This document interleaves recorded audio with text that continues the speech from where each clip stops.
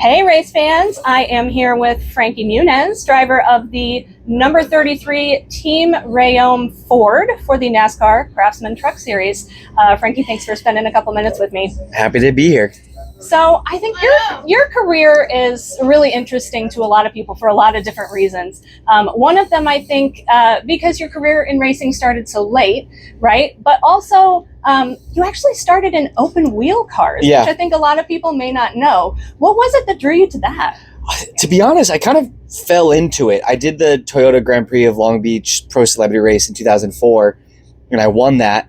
And a team just happened to approach me because, Long Beach was champ car at the time, and Atlantics and all that. And they're like, hey, we'd love to put you in a race car just for fun. Like, just come out to Houston. We're going to do a test. We'll put you in there. You can do a few days and have fun. Not thinking that it would ever actually become a career.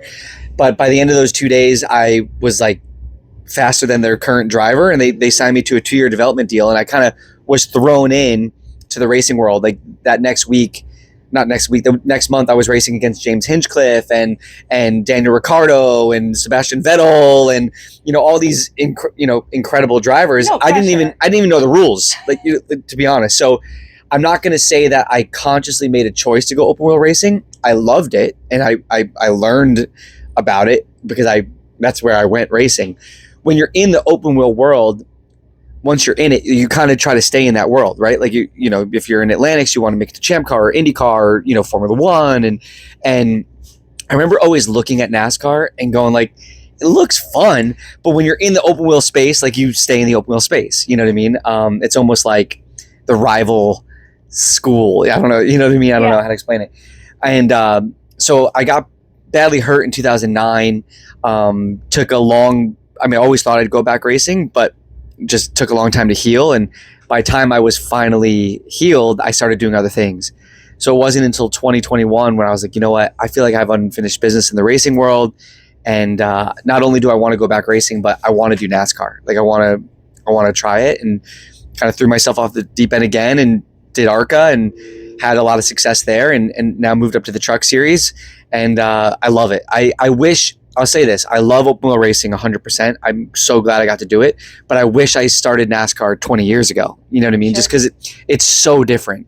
I always say driving the open wheel cars is more fun, but racing the NASCARs is way more fun. I don't think I've ever heard anyone put it like that. That's awesome. Just you're side by side, banging wheels for hours. You know what I mean? It doesn't matter if you're racing for first or 30th. It's really, really exciting. So I like that for sure. So like you mentioned, did a couple seasons in ARCA, now full-time with the Truck Series. I know you've said in the past, there's kind of this perception, right, of you having come from the outside. Yeah. And that you wanted to not necessarily prove yourself, right, but earn the respect of your competitors in NASCAR. Do you feel like you've accomplished that? I don't think 100% yet, if I'm being honest.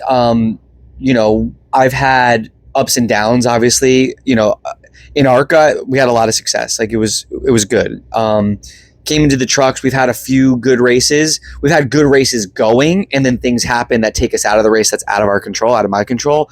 And that doesn't help, right? Even for me, like for my confidence, you need those little wins. And a win for us is like top 20s, right? In this series, everyone's really good. If you can be in the top half of the field, that feels really good. But I still think I get bullied out there, right? I think people see my name on the door or whatever because I haven't necessarily gotten a chance to be up there and fight back, if that makes sense, or give it back to them. I'm not afraid to. We just, especially like even these first 3 races, like Daytona, our strategy was to ride the first 2.5 stages and then go at the end. We finished 16th, worked out. Atlanta, we were really, really looking forward to because last year we were so fast. I qualified the closest to pole anyone's ever qualified for Team Rayom. We were in the top 10 legitimately almost the whole race, like competing with the top drivers, and then unfortunately got involved in a late race incident took us out, but we were expecting that, and we just didn't have the speed this year, right? So I kind of drove by myself. Now we're here, and I think this race is going to be pure mayhem. So as a racer in me, I've got an in-car camera. I want to be up in the fight, like battling from the get-go. But when you try to make a smart decision as a team, you know what I mean? Like what's better? We know there's going to be yellows. Yeah. We know you have the stage breaks coming. And so with it being the first street track, everyone only has 4 or 5 laps on the racetrack. I think we're going to chill the first 2 stages, not go down a lap, but like just back away from the pack a little bit. Let them kind of, the easiest passes are when people are crashed into the wall. You don't have to work for it. You just don't want to get involved in like other people's incidents. So, I listen to the team of what strategy, what's best for the team, because points really matter, right? When you get later in the season and 40 trucks show up and 4 have to go home, you want to be in a safe points position to not put the pressure on to make the race. So like these races where you could potentially take advantage of other people's mishaps, sometimes that's the strategy as a team. So it's kind of hard as a driver, as a racer, because you just want to go and attack the whole time, because that's like that's what racing is.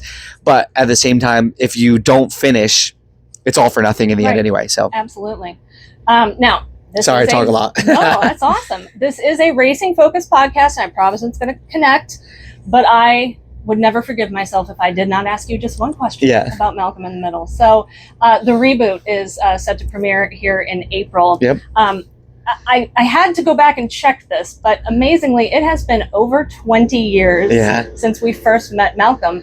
And obviously, so much has changed, in your life, right? I think most notably, like, look where we are. You have this whole other career in racing that you're so passionate about and so committed to.